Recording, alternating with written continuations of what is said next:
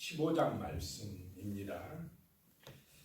레위기 15장은 유출병에 관한 그런 말씀이 나오고 있습니다.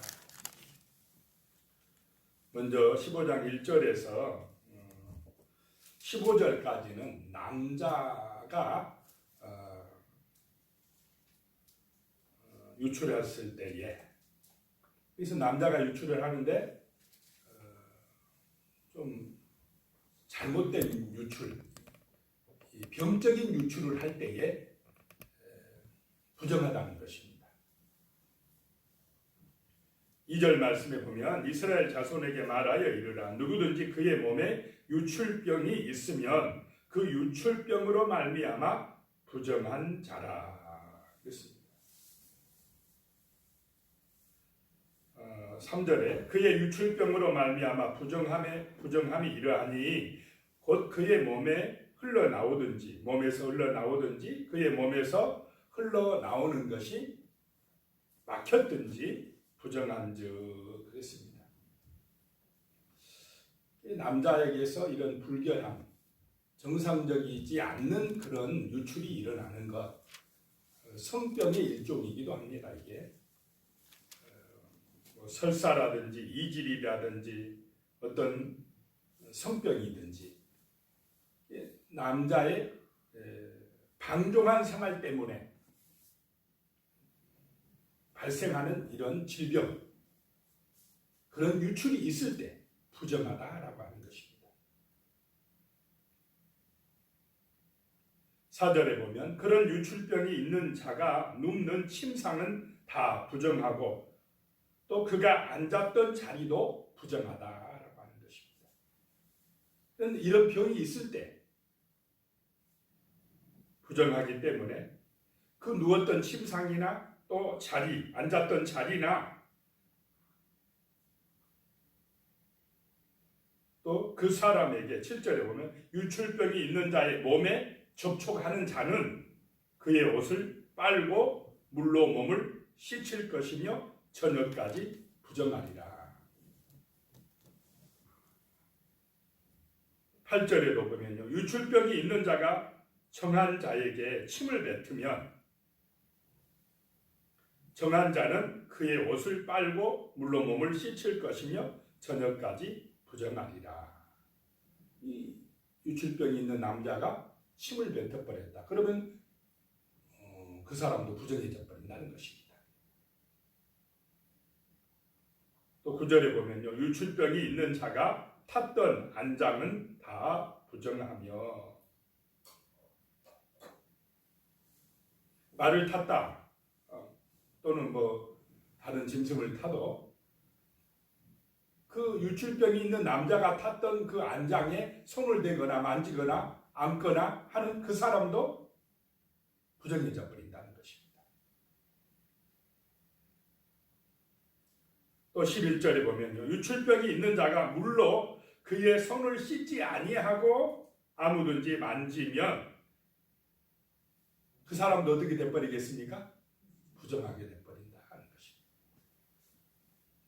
자, 어떤 남자가 이런 유출병, 부정하게 된 병, 성병, 이런 성병은 예를 들면 임질과 매독 같은 거, 이런 거는 전염성이 있다는 것입니다. 이 전염성이 있기 때문에 그 사람을 만지게 되면 전염되고 이 병이 많이 퍼지게 된다는 것입니다. 그렇기 때문에 이 유출병이 있는 남자는 조심해야 된다. 그 사람을 만져도 부정하게 되고, 누웠던 침상을 만져도 그렇고 앉았던 의자를 만져도 그렇고, 침을 그 사람이 뱉으면 부정하게 되고 같이 부정하게 된다는 것입니다. 전염성이 있기 때문에 조심하라는 것입니다. 그래서 이렇게 부정하게 된 사람은 저녁까지 부정하니까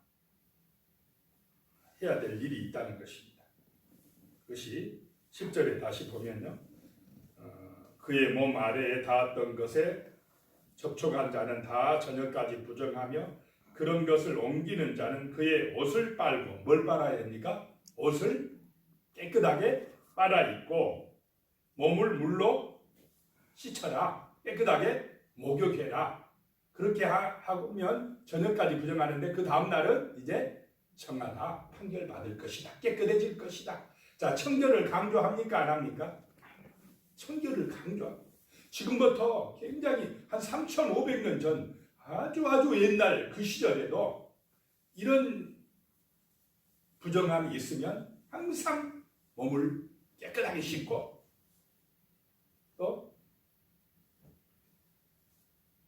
옷도 빨아입고 청결하게 해라. 조심해라. 전형성이 있으니까. 이 생활법으로서 얼마나 하나님께서 이스라엘 백성들에게 안전하고 청결하게 살 것인가를 알려주고 있습니다. 11절에 보면요. 유출병이 있는 자가 물로 그의 손을 씻지 아니하고 아무든지 만지면 부정해지기 때문에. 자, 항상 이 유출병이 있는 사람은 손을 뭐로 씻어요? 물로. 손만 잘 씻어도 전염병들, 많은 병들이 예방된다고 합니까? 안 합니까? 그래서 지금도 우리 코로나 바이러스 때문에 뭘 씻으라고요? 항상 어디 나갔다 오면 항상 손을 씻으라. 손만 잘 씻어도 건강이 많이 예방된다라고 하는 것입니다.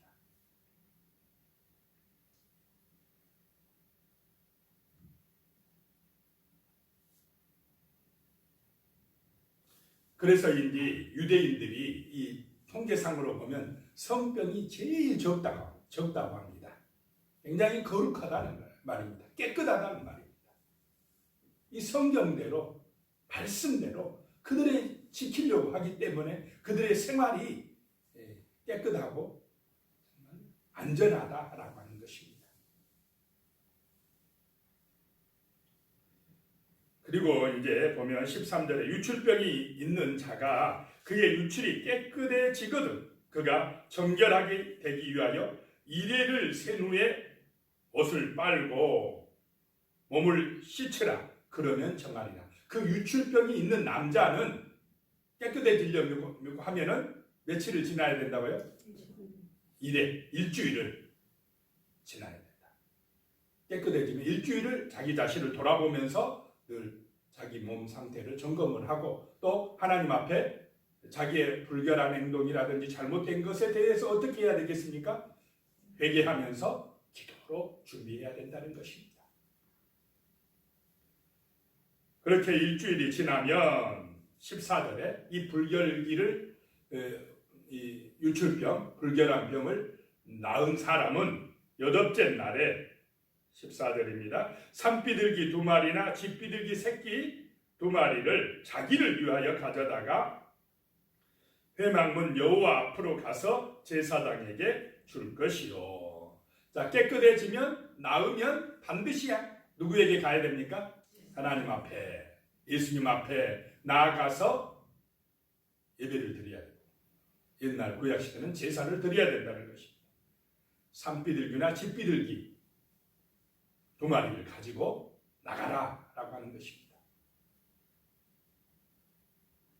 그러면 15절에 제사장은 그 1마리는 속죄제로 다른 1마리는 번제로 드려 그의 유출병으로 말미암아 여호와 앞에서 속죄할지니라. 반드시 해야 된다는 것입니다.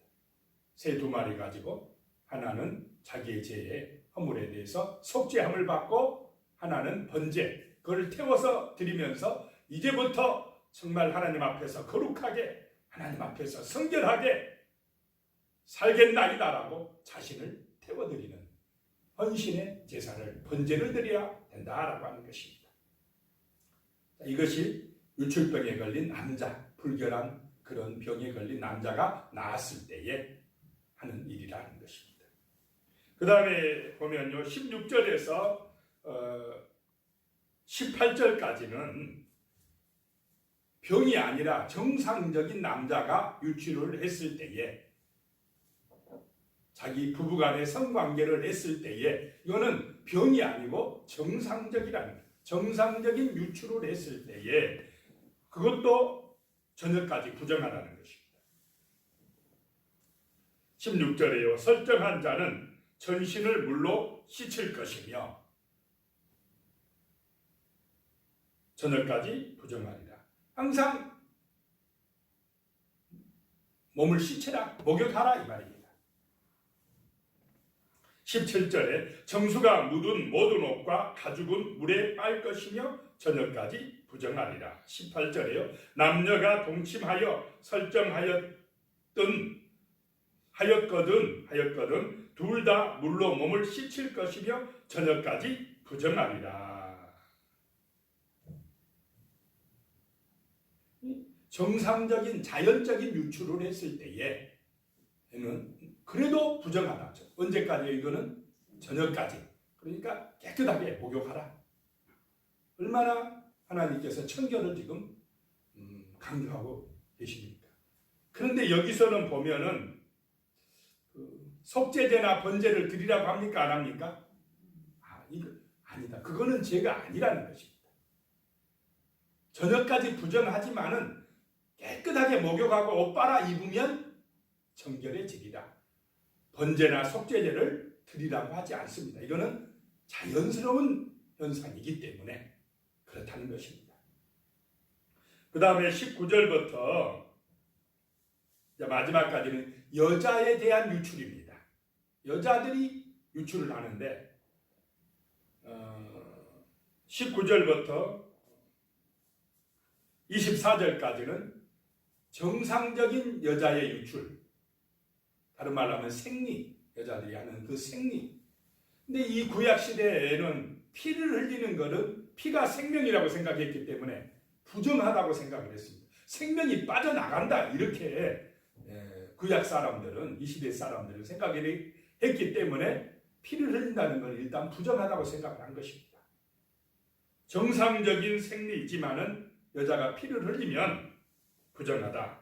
그래서 19절에 보면 어떤 여인이 유출을 하되 그의 몸에서 그의 유출이 피이면 이래 동안 불결하니 그를 만지는 자마다 저녁까지 부정할 것이요. 그래서 여자가 생리를 할 경우는 일주일 동안 항상 몸을 잘 관리하라 이 말입니다. 조심하라는 것입니다.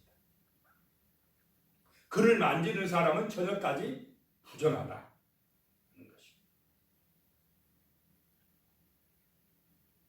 21절에 그의 침상을 만지는 자도 부정하니까 옷을 빨고 몸을 물로 씻을 것이라. 저녁까지 부정하리라.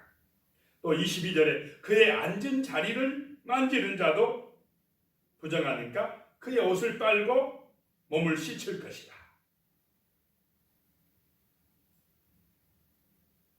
또 24절에 누구든지 이 여인과 동침하여 그의 불결함에 전염되면 이래 동안 부정할 것이니. 이게 생리 중에 있는 여인과 동침하면 그 남편도 며칠간요 똑같이 이래 동안 부정하다 라고 하는 것입니다. 그런데 이런 생리는 자연스러운 현상이라는 것입니다. 그래서 이 생리에 대해서는 여기도 나오지만은 속죄제나 번제를 드리라고 하지를 않습니다. 다만 일주일 동안 그 여인은 몸을 잘 관리하고 몸을 씻고 옷을 빨고 그러면 정하게 되리라 라고 말씀을 하고 있습니다. 그런데 문제는 이제 25절에서 부터 나오는 말씀인데, 만일 여인의 피의 유출이 그의 불결기가 아닌데도, 말은 생리기간이 아닌데도 여러 날이 간다든지 그의 유출이 그의 불결기를 지나도 계속되면 그 부정을 유출하는 모든 날 동안은 그 불결한 때와 같이 부정하다라고 말씀하고 있습니다. 26절에 그의 유출이 있는 모든 날 동안에 그가 눕는 침상은 그에게 불결할 때의 침상하고 같고 그가 앉는 모든 자리도 부정함이 불결할 때의 부정함과 같으리라 라고 말씀합니다. 또 그 여인을 만지는 사람도 부정하게 되고 이렇게 된다는 것입니다. 이 유출병 신약 시대에도 나오죠. 마태복음 9장에 보면 12년 동안이나 혈루병에 걸렸던 여인에 대한 이야기가 나옵니다. 그래서 이 여인은 유출병이 있기 때문에 부정한 여인으로 취급을 받았다는 것입니다. 그래서 사람들 앞에 나서기가 힘듭니다. 그 병을 나으려고 여인이 얼마나 애를 썼습니까? 그런데 낫지를 못하다가 마음속에 어떤 마음이 들었습니까? 내가 가서 예수님의 옷자락만 만지면 내 병이 나을 것 같다. 이런 믿음이 생긴 것입니다.